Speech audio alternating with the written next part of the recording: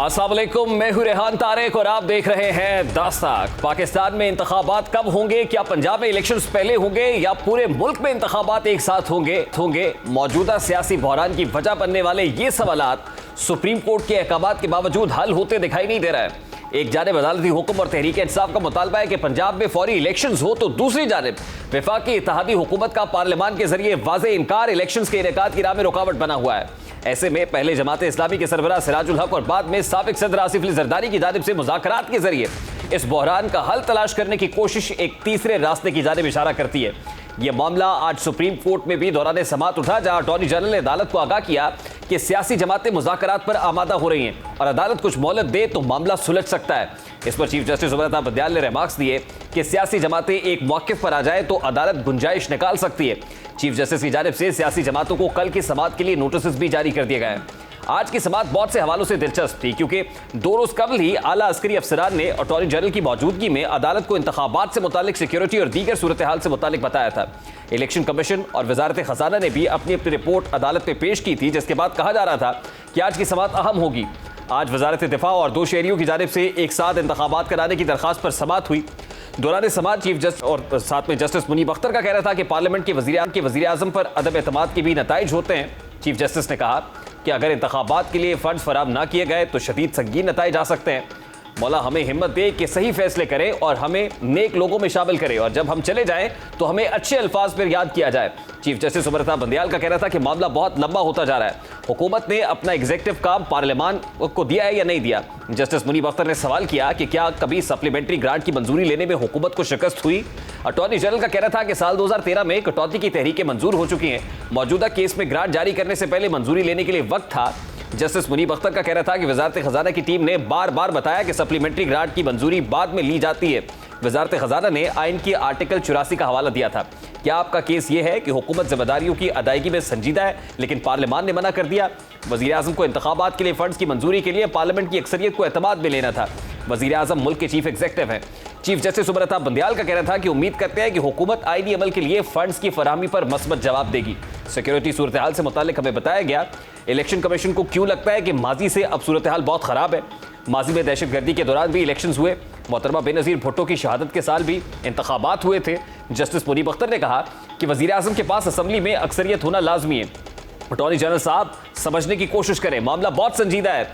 Chief justice ने कहा कि इससे पहले इंतजामी अमूर कौमी असम्बली कायमा कमेटी को भिजवाने की कोई मिसाल नहीं मिलती। इंतखाबी अखराजात ज़रूरी नौयत के हैं, गैर अहम नहीं है। हुकूमत का ग्रांट मुस्तरद होने का खदशा असम्बली के वजूद के खिलाफ है। कौन गारंटी देगा कि 8 अक्टूबर को हालात पुरअमन होंगे? वजारत दफा का जवाब तसल्ली बख्श नहीं है। चीफ जस्टिस ने कहा कि इलेक्शन कमीशन का कहना है कि अक्टूबर तक इलेक्शंस नहीं हो सकते। इलेक्शन कमीशन ने एक साथ इलेक्शंस कराने का भी कहा है। इलेक्शन कमीशन की इस बात पर कई सवालात जन्म लेते हैं। इलेक्शन कमीशन की ऑब्जर्वेशन की बुनियाद सिक्योरिटी की अदम फराहमी, दहशतगर्दी मुल्क में 1992 से जारी है। 1987, 91, 2002, 2008, 2013 और 2018 में इलेक्शंस हुए। अब ऐसा क्या मुनफरद खतरा है जिसके बायस इलेक्शंस नहीं हो सकते? अटॉर्नी जनरल का कहना था कि पहले एक साथ तमाम सिक्योरिटी फोर्सेस ने फराइज सर अंजाम दिए थे, अब 2 सूबों में इलेक्शंस अलग होंगे। चीफ जस्टिस उमर बंदियाल का कहना था कि वजारत दिफा ने भी अंदाजा ही लगाया है, हुकूमत महज अंदाजों पर नहीं चल सकती। जस्टिस एजाजुल एहसन का कहना था कि आइन कहीं पर यह मैंडेट देता है कि असम्बली तहलील होने के बाद अगले साल इंतखाबात कराए जाए। अदालत को कहाँ इख्तियार है कि इलेक्शन अगले साल कराने का कहे। जस्टिस मुनीब अख्तर का कहना था कि गुज़श्ता साल एक हुकूमत का खात्मा हुआ था, अदालत नोटिस ना लेती तो कौमी असम्बली तहलील हो चुकी होती। सूबाई असम्बलियों के होते हुए कौमी असम्बलियों के इंतखाबात भी तो होने ही थे। आइन में असम्बली तहलील होने पर इलेक्शंस का वक्त मुकर्रर है। चीफ जस्टिस का कहना था कि इलेक्शन से मुताल्लिक केस की समाअत 27 मार्च को शुरू हुई। हमें 27 मार्च से मैथमेटिक्स में उलझाया गया, 3-4 का तनासुब और बेंच छोटा बने या बड़ा मामला लाया गया। इस वक्त हमें यह सब वजूहात नहीं बताई गई। अटॉर्नी जनरल साहब, आपके तवस्सुत से डीजी मिलिट्री ऑपरेशंस ने हमें ब्रीफिंग दी। डीजी ISI और सेक्रेटरी दिफा भी ब्रीफिंग में मौजूद थे। अस्करी हुक्काम की ब्रीफिंग बहुत जबरदस्त थी। ब्रीफिंग से पता चला कि असल सूरत हाल है क्या। जब केस चल रहा था तब कोई हमें ब्रीफिंग देने ना आया। सुप्रीम कोर्ट फैसला दे चुकी, इसके बाद ब्रीफिंग दी गई। अब केस का फैसला आ चुका है, अब पीछे नहीं हट सकते, अब आगे बढ़ना है। चीफ जस्टिस ने कहा कि इलेक्शन कमीशन और वजारत दफा की दरखास्तें फैसले वापस लेने की बुनियाद नहीं है। इलेक्शन कमीशन ने कहा कि वसाइल दे, इलेक्शंस करा लेंगे। अब इलेक्शन कमीशन कहता है कि मुल्क में अनारकी फैल जाएगी। इलेक्शन कमीशन पूरा मुकदमा दोबारा खोलना चाहता है। वजारत दफा की रिपोर्ट में अजीब सी इस्तदा है। क्या वजारत दफा एक साथ इलेक्शंस कराने की इस्तदा कर सकती है? वजारती दिफा की दरखास्त नाकाबिल समाअत है। इस दौरान अटॉर्नी जनरल ने मुज़ाकरात की इजाज़त मांगी। अटॉर्नी जनरल मंसूर उस्मान का कहना था कि कल बिलावल भुट्टो और आज वज़ीर आज़म से मुलाकात की कोशिश कर रहा है कि मुल्क में सियासी डायलॉग शुरू हो। एक के अलावा तमाम हुकूमती जमातें PTI से मुज़ाकरात पर आमादा हैं। बिलावल भुट्टो आज मौलाना फजलुर रहमान से मिलकर मुज़ाकरात पर कायल करेंगे। मामला सुलझ गए तो शायद इंतखाबात के लिए इतनी सिक्योरिटी की जरूरत ना पड़े। तमाम सियासी जमातें मुज़ाकरात पर आमादा हो रही हैं। अमीर जमात इस्लामी भी शहबाज शरीफ और इमरान खान से मिले। फरीकैन ने मुज़ाकरात के लिए कमेटियां तश्कील दे दी हैं।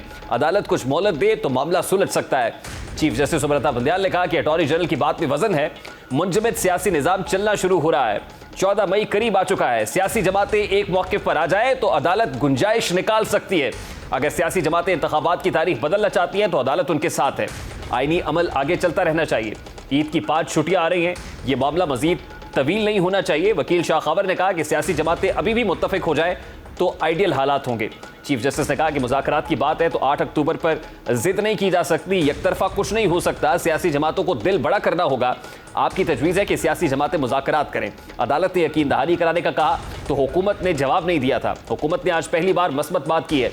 एक दिन इंतखाबात कराने की दरखास्तों पर सियासी जमातों को नोटिस जारी कर देते हैं। सियासी जमातों को कल के लिए नोटिस जारी कर रहा है। निगरान हुकूमत 90 दिन से ज्यादा बरकरार रहने पर भी सवाल उठता है। चीफ जस्टिस ने PTI वकील फैसल चौधरी से सवाल किया कि PTI मुज़ाकरात करना चाहती है। मुल्क को कौम में तकलीफ के आलम को देखा जाए। अगर तहरीक इंसाफ ने कोई कमेटी बनाई है तो बताया जाए। सियासी इत्तफाक राय हुआ तो 14 मई का फैसला नाफिज कराएंगे। सियासी अमल आगे ना बढ़ा तो इलेक्शंस में तसादुम हो सकता है। अब सुप्रीम कोर्ट ने तमाम सियासी जमातों के रहनुमाओं को नोटिस जारी करते हुए हुक्म दिया है कि प्रिंट और इलेक्ट्रॉनिक मीडिया बताए कि जमात इस्लामी समेत दीगर सियासी जमातों की नामजदगी कायदीन पेश हों। अदालत ने केस की समाअत कल सुबह 11:30 बजे तक मुलतवी कर दी है। तमाम पॉलिटिकल स्टेक होल्डर्स को बुलाया गया है। एक कंसेंसस, एक इत्तफाक राय पैदा करने की बात हो रही है और अगर ये इत्तफाक राय पॉलिटिकल स्टेक होल्डर्स के माबैन पैदा हो जाता है तो अदालत कहती है कि वो गुंजाइश भी निकाल सकती है। सबसे पहले बात करेंगे इस वक्त chairman executive committee Pakistan bar council Hasan Raza Pasha sahab ने भी ज्वाइन किया है। अस्सलाम वालेकुम पाशा साहब, बहुत बहुत शुक्रिया आपके वक्त के लिए। आज बड़ी इंपॉर्टेंट डेवलपमेंट हुई है अदालत में।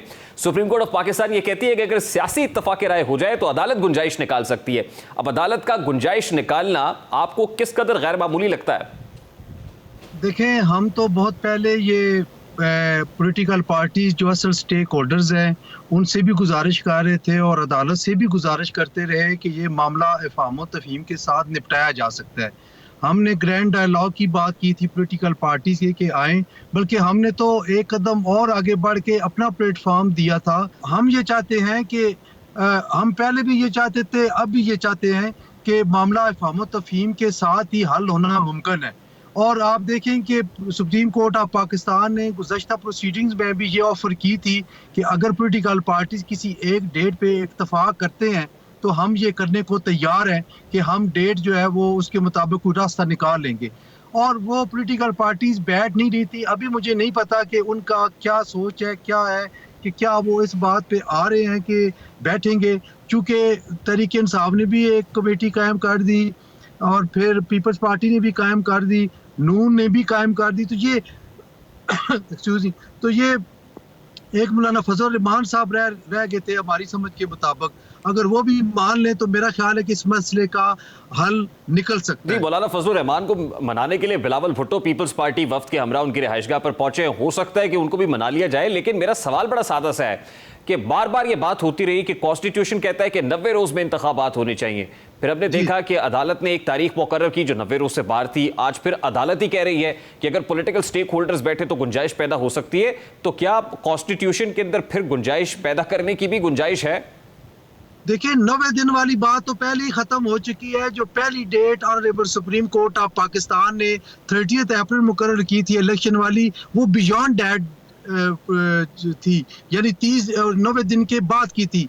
फिर 14 फरवरी को फिर डेट दी, वो भी 90 दिन के बाद है। तो सुप्रीम कोर्ट ने एक विंडो जो है वो पहले दिन से खोल ली थी और अभी भी है, तो इसमें कोई मज़ायका नहीं है।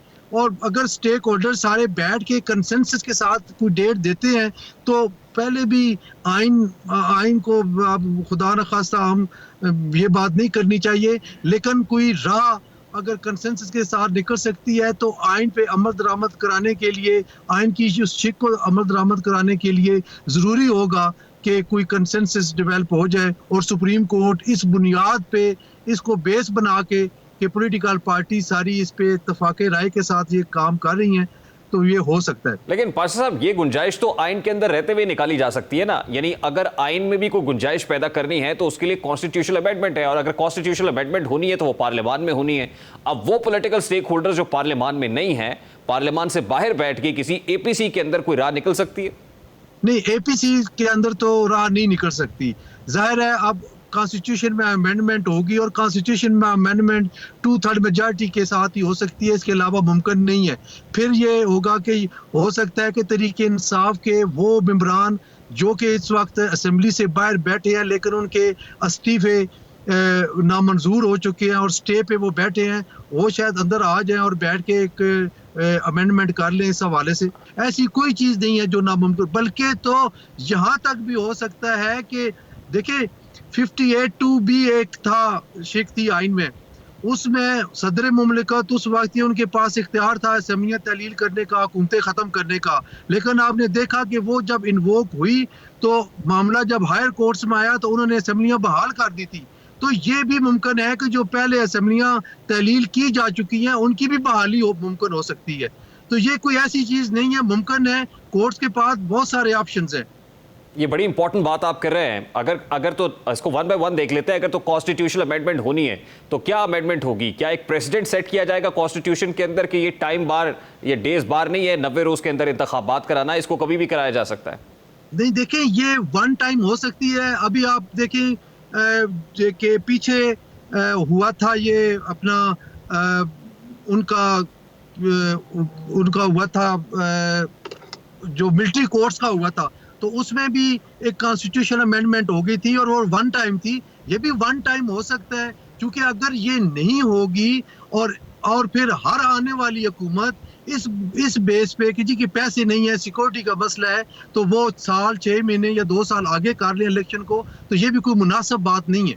यानी ये वन टाइम होगा और कॉन्स्टिट्यूशनल अमेंडमेंट के साथ ही होगा, इसके अलावा कोई चारा नहीं है। और दूसरी जी ठीक है। और दूसरी इंपॉर्टेंट बात आप ये कह रहे हैं कि जो असेंबलीज डिसॉल्व हुई उसको दोबारा उसी स्टेटस के ऊपर बहाल किया जा सकता है, कि यानी पंजाब और केपी असेंबलीज दोबारा से रीइंस्टेट हो सकती हैं? जी, बहाल हो सकती है, क्योंकि आप देखें जनाब अतर मिनल्ला साहब जो 9 रुकनी बेंच के एक मेंबर थे, उन्होंने ये बात की थी कि क्या ये असेंबलियां तहलील हो भी सकती थी, इनकी लीगैलिटी जो तहलील होने की है उसको भी हम देखेंगे। लेकिन अनफॉर्चुनेटली वो इस बेंच का हिस्सा नहीं रहे, तो ये बात आगे चल नहीं सकी। लेकिन ये डिटर्मिनेशन ऑफ पॉइंट्स जब हुए थे तो एक ये पॉइंट उसमें उसका हिस्सा था। लेकिन पाशा साहब, हालात को किस तरह से देख रहे हैं? हमने देखा कि एक महाजराई थी, पॉलिटिकल स्टेक होल्डर्स और फिर अदलिया, आला अदलिया आपस में हेड ऑन कोलिजन की सिचुएशन में दिखाई दे रही थी। आप लोगों ने भी यौम सियाह मनाया है। ये कैसे हुआ है कि आज अदालत कह रही है कि हम गुंजाइश पैदा कर सकते हैं? कि जब बेटर सेंस प्रिवेल करनी हो और मुल्क को इस बहरान से निकालना हो, तो फिर जो इदारे हैं वो अपना रोल प्ले करते हैं। हम समझते हैं कि सुप्रीम कोर्ट ऑफ पाकिस्तान के पास एक से ज़ायद ऑप्शंस मौजूद हैं इस मामले को हल करने के लिए, और बाकी स्टेक होल्डर्स को ऑन बोर्ड लेके तो ये मुमकिन है। ऐसी कोई बात नहीं है कि इसको ये कहा जाए कि कोई काम नहीं हो सकता। देखिए, अभी भी 90 दिन से आगे आप चले गए हैं, तो ये भी तो कॉन्स्टिट्यूशन में कहीं प्रोविजन नहीं है कि आप 90 दिन से आगे चले जाएं। 90 दिन के अंदर तहलील होने की सूरत में 90 दिन के अंदर इंतखाबात होना मस्ट है।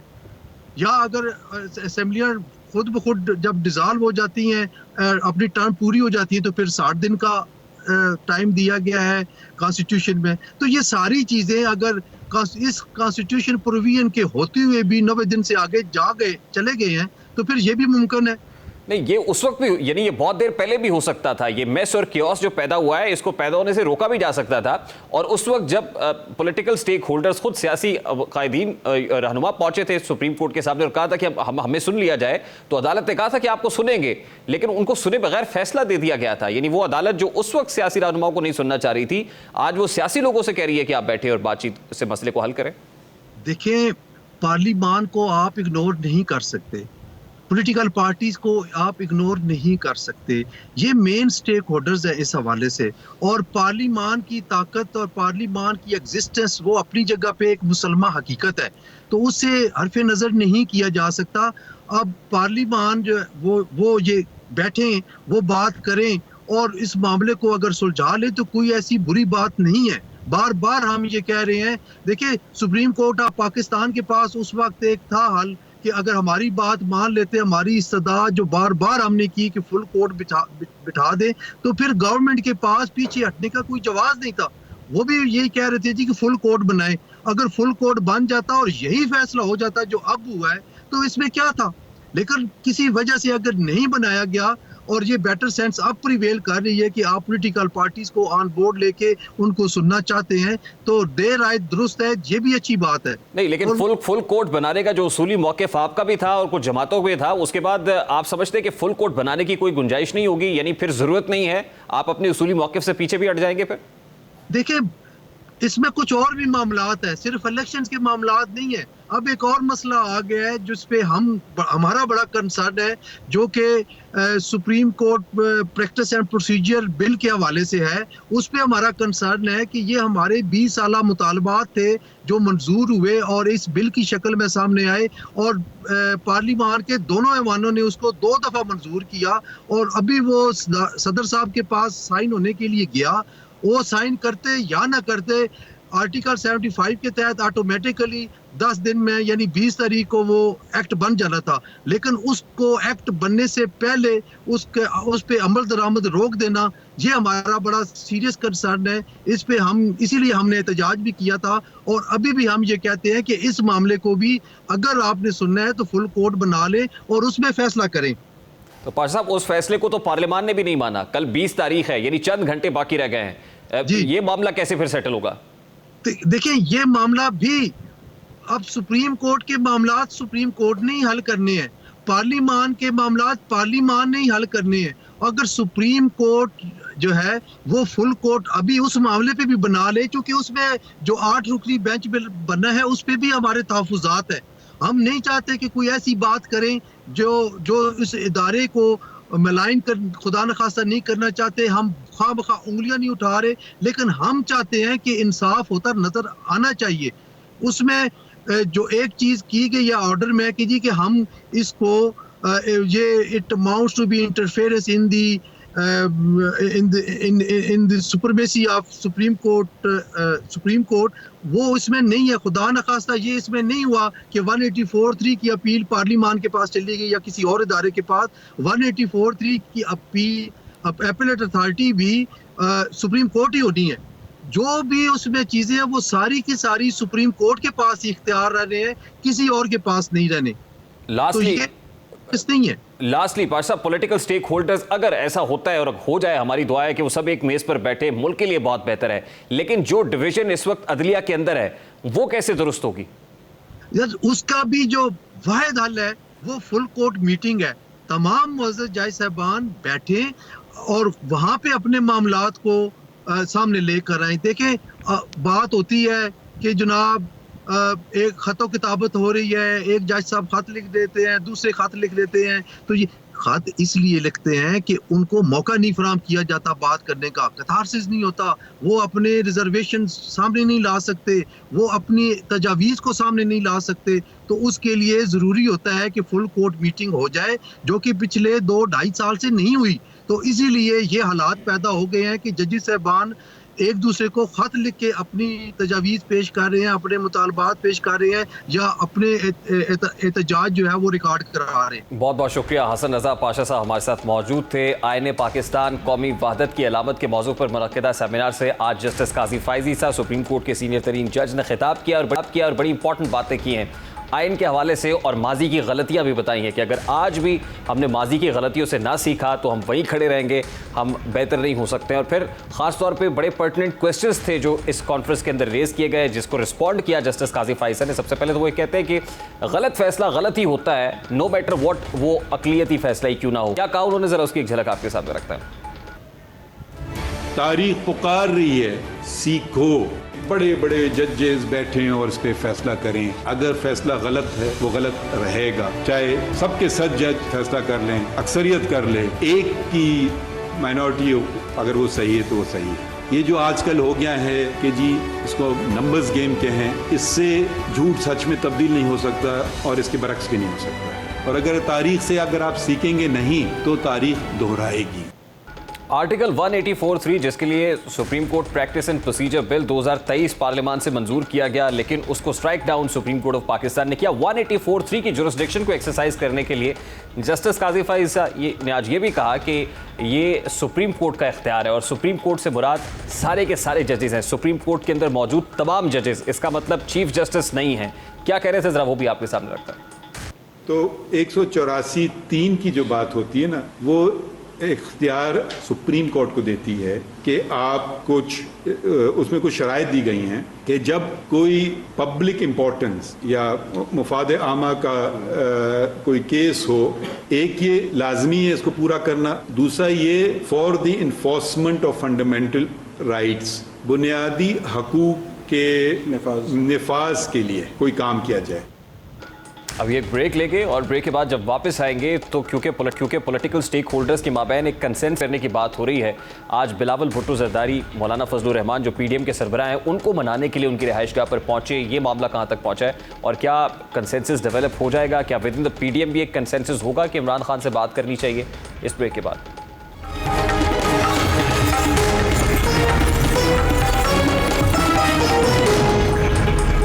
Welcome back. Supreme court of Pakistan ने आज की समाअत का तहरीरी हुक्मनामा जारी कर दिया है। ये तहरीरी हुक्मनामा 3 सफ़ात पर मुश्तमिल है और उसमें वफाकी हुकूमत को 27 अप्रैल तक इलेक्शन कमीशन ऑफ पाकिस्तान को फंड्स फराहम करने का कहा है, जबकि वजारत इत्तेफाक की दरख्वास्त भी मुस्तरद कर दी गई। और दूसरी तरफ जो पॉलिटिकल स्टेक होल्डर्स है वो एक कंसेंसस डेवलप करने की कोशिश भी कर रहे हैं। इसी मामले पर बात करेंगे इस वक्त चेयरमैन कायमा कमेटी बराए ख़जाना लीग नून के रहनुमा कैसर अहमद शेख साहब ने भी ज्वाइन किया है।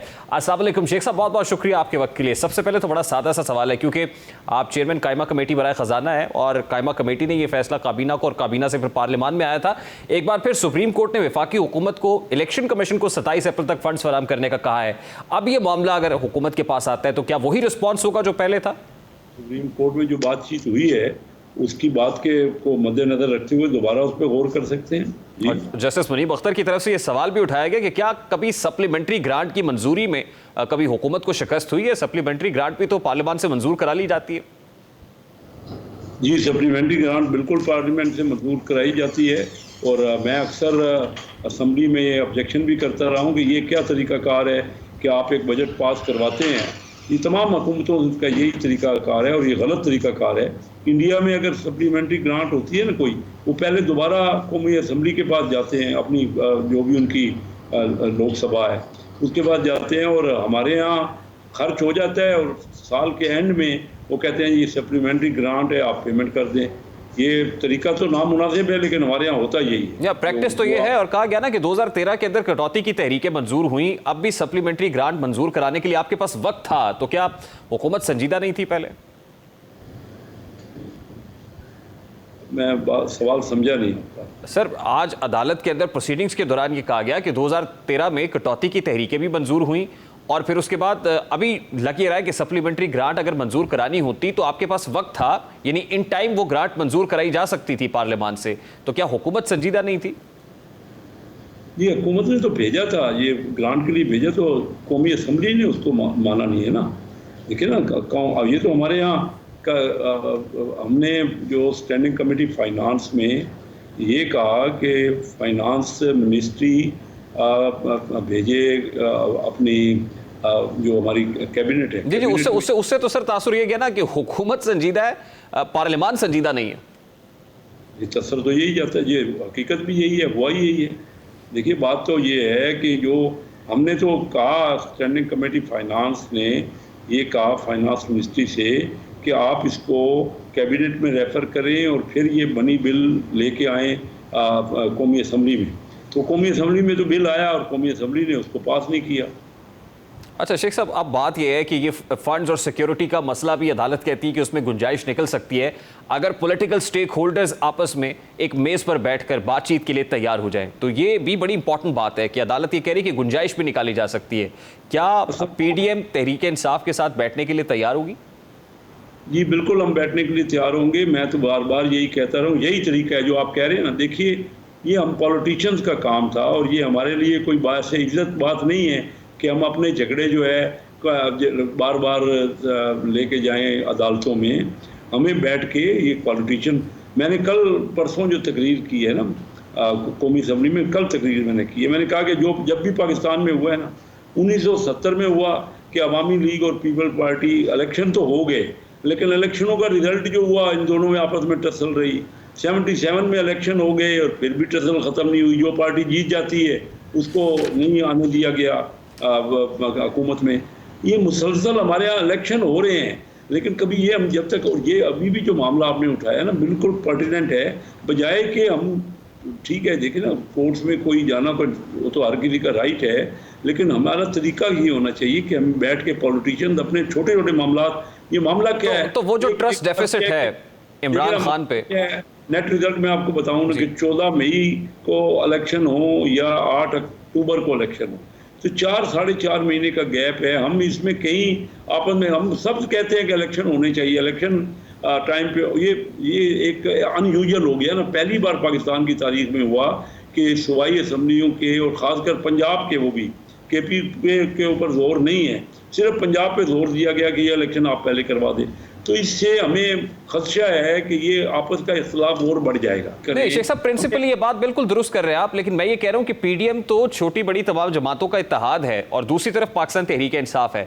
जाहिर है इस वक्त पीपल्स पार्टी ये चाहती है कि मुज़ाकरात से बात हो, आप ये कह रहे हैं कि मुज़ाकरात होने चाहिए, लेकिन पीडीएम के सरबराह मौलाना फजलुर रहमान मानते नहीं है। वो कहते नहीं इमरान खान के साथ नहीं बैठा जा सकता है। लेकिन उनको उनकी बात समझेंगे ना, देखिए उनकी बात भी सुनेंगे कि उसमें क्या लॉजिक है। हम अपना कोशिश, मसलन हमारी पार्टी में भी ये नहीं है कि एक ही राय है, मुख्तलिफ राय हैं अपनी अपनी। ये मेरी ज़ाती राय है जो मैं आपको बता रहा हूँ कि तमाम लाजमी तौर पे गिव एंड टेक करनी चाहिए। हमारे मुल्क एट स्टेक है, इस वक्त इकानमी बड़ी मखदूश सूरत हाल में है। तो अभी हमें ये देखना है ना कि ऑप्शंस क्या होंगी। पॉलिटिकल स्टेक होल्डर्स जब बैठेंगे तो दो ऑप्शंस अभी फौरी तौर पर दिखाई देती हैं। एक तो ये, जैसे अतर मिनल्ला साहब ने अपने इख्तिलाफी नोट में कहा था कि असम्बलीज जो उस वक्त डिसॉल्व हुई थी, ये देखना पड़ेगा क्या वो भी आईनी और कानूनी थी। यानी तहरीक इंसाफ की तरफ से जो 2 सूबों में असम्बलीज डिसॉल्व की गई, क्या वो वापस उसी जगह पर चला जाए जहां पर चौधरी परवेज लाई यहां पर वजीर आला थे और दूसरी तरफ महमूद खान थे? क्या ये काबिल कबूल होगा आपको? देखिए ऑप्शन तो मुख्तलिफ हैं। मेरी तजवीज़ ये है, और आज से नहीं मैं थ्रू आउट ही कहता रहा हूँ, एक तो हम पहले भी कहते रहे कि चार्टर ऑफ इकानमी करें, अभी भी ये कह रहे हैं कि इलेक्शनों पे भी पार्टियां आपस में बैठे। देखिए हम सब पाकिस्तानी हैं, हम इंडिया के साथ अगर मौका हो तो हमें इंडिया के साथ भी बैठना चाहिए। बैठे बगैर दुनिया का कोई मसला कभी हल नहीं हुआ। और हमने ये अनाएँ जो बनाई है ना, तमाम हमारे लीडरों को अपनी अनाओं को थोड़ा सा कम करना होगा। मुल्क के हमारे लोग पिस रहे हैं इसमें इन हमारे अपने जो लीडर्स हैं ना, हम खुद जो हैं, हमारे मामलात में आम लोगों के तो मामलात पस मंजर में चले गए ना। लास्टी देखें, अब सुप्रीम कोर्ट ऑफ पाकिस्तान ने यह समाअत कल सुबह 11:30 बजे तक मुलतवी की है और तमाम सियासी फरीकैन को बुलाया है और वो ये चाहते हैं कि जल्द इसको निपटाया जाए। चीफ जस्टिस तो ये भी कहते हैं कि शाम तक इस मामले को निपटा लेंगे। तो कल तक जाके पॉलिटिकल स्टेक होल्डर्स को बताना है कि क्या वो इतनी अहलियत रखते हैं कि सारे इत्तफाक राय के साथ एक मेज़ पर बैठे हुए होंगे। तो क्या इस वक्त के अंदर अंदर अपने तमाम तर लोगों को, नाराज लोगों को कायल कर लिया जाएगा उधर से भी और इधर से भी, कि सब लोग बैठ जाए एक जगह? मैं तो ये पूरा होपफुल हूँ कि अभी अंदाज़ा हो गया होगा कि इस टसल में और इस टर्माइल में किसी का फ़ायदा नहीं है और हर एक को कुछ ना कुछ अपने जो है ना उसमें थोड़ा सा अपने फ्लेक्सिबल होना पड़ेगा। और ये मुल्क का मामला है, कोई लंबी चौड़ी कोई इतनी ऐसी मुझे नज़र नहीं आ रही कि जिसमें इख्तिलाफ हो। बहुत बहुत शुक्रिया। कैसर अहमद शेख, पाकिस्तान मुस्लिम लीग नून के रहनुमा, चेयरमैन कायमा कमेटी बराए ख़जाना हमारे साथ मौजूद थे। वो कह रहे हैं कि ऐसी कोई टसल दिखाई नहीं दे रही कि ये डेडलॉक का शिकार हो, इख्तिलाफात हों और कंसेंसस ना हो पाए। उम्मीद करते हैं कि political stakeholders consensus develop कर लेंगे। अभी एक ब्रेक लेंगे और ब्रेक के बाद जब वापस आएंगे तो वफाकी दारुल हुकूमत के ऊपर इस वक्त एक इक़्तिदार की रस्साकशी दिखाई दे रही है और यूँ दिखाई देता है कि इस जंग के अंदर इस्टेब्लिशमेंट का पलड़ा भारी है। ये कहाँ हो रहा है और क्या हो रहा है, बात करेंगे इस ब्रेक के बाद। हमारे साथ रहिए।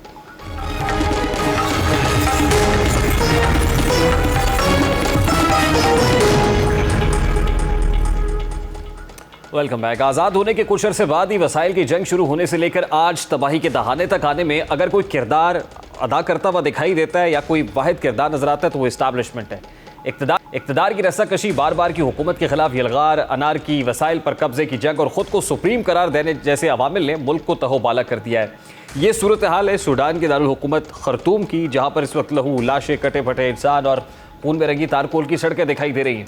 वहाँ के जो प्रेसिडेंट है उमर अल बशीर, उनको 2019 में इक़्तिदार से अलहदा किया गया और इस वक्त खुर्तूम के अंदर मिलिट्री और पैरामिलिट्री फोर्सेस सदारती महल की जंग में इस वक्त दिखाई दे रही हैं। वो जो कोलिशन कायम किया गया था FFC के माबैन, अब उस कोलिशन के साथ भी एक डिवीजन है और फौज और RSF दोनों आमने सामने दिखाई दे रहे हैं।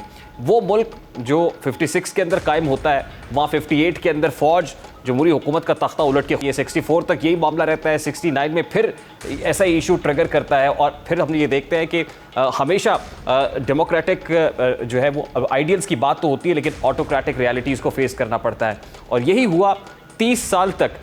उमर अल बशीर जो जमहूरी सदर है सूडान के, अल्टीमेटली उनको भी हटाया गया और फिर ये तय किया गया कि मुल्क 1 साल के बाद इलेक्शंस में जाएगा, लेकिन इलेक्शंस होते हुए दिखाई नहीं दे रहे और इस्टेब्लिशमेंट का तसल्लुत अब तक सूडान के अंदर बरकरार है।